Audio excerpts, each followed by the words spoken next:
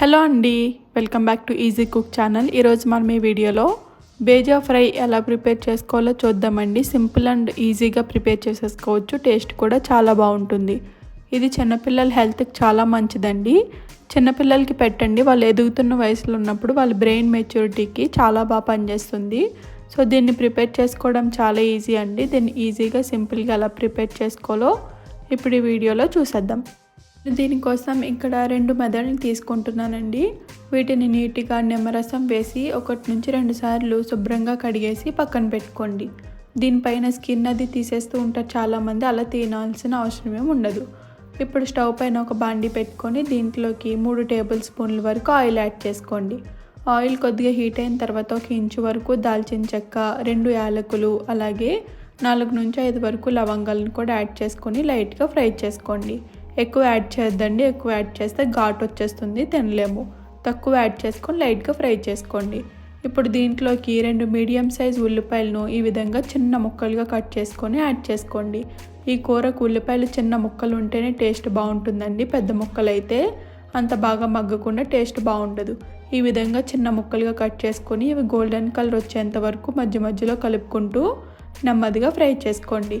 ఈ విధంగా golden colour వచ్చిన తర్వాత దీంట్లోకి చిన్నగా తరిగి పెట్టుకున్న పచ్చిమిరపకాయ ముక్కలను కూడా యాడ్ చేసుకోండి. ఇవి కూడా బాగా ఫ్రై చేసుకోవాలి.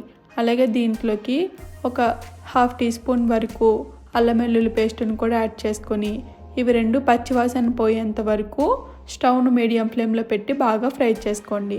ఈ విధంగా బాగా కలుపుకున్న తర్వాత ఒక 2 నిమిషాల పాటు మగ్గించండి. ఈ విధంగా అల్లం వెల్లుల్లి పేస్ట్ పచ్చివాసన పోయిన తర్వాత ఒక 1/4 టీ స్పూన్ వరకు పసుపు, అలాగే 2 టీ స్పూన్ల వరకు కారాన్ని కూడా యాడ్ చేసుకోండి. మీరు కారాన్ని అడ్జస్ట్ చేసుకోవచ్చు, పిల్లలకైతే కొంచెం తగ్గించుకోండి.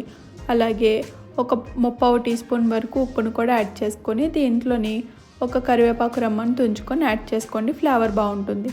ఇప్పుడు ఈ కారంలోని పచ్చివాసన పోయేంత వరకు బాగా కలుపుకుంటూ ఫ్రై చేసుకోండి. ఇక్కడ కారం పచ్చివాసన పోయిన తర్వాతే మనం అన్నీ యాడ్ చేసుకోవాలండి, లేకపోతే కూర మొత్తం పచ్చివాసన వచ్చేస్తూ ఉంటుంది. ఇలా కలిపేసి నేను చూపిస్తున్నట్టుగా నూనె పైకి తేలేంత వరకు ఫ్రై చేసుకోండి.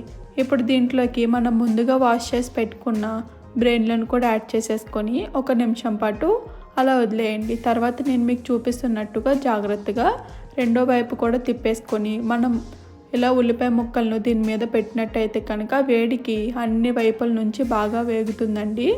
ఒకే సైడ్ మాడిపోకుండా లోపల కూడా బాగా కుక్ అవుతుంది. నేను మీకు చూపిస్తున్న విధంగా ఇలాగ అరేంజ్ చేసిన తర్వాత మూతను పెట్టి స్టవ్ను మీడియం ఫ్లేమ్లోకి మాత్రమే పెట్టండి. సిమ్లో పెట్టినా పర్వాలేదు, కానీ హై ఫ్లేమ్లో అస్సలు పెట్టొద్దు.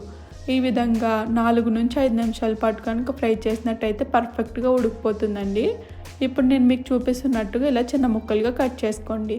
సో దట్ మీకు లోపల పచ్చిగా లేకుండా ఉంటుంది, ఈజీగా ఉడికిపోతుంది. మసాలాలు కూడా ముక్క లోపల వరకు వెళ్తాయి.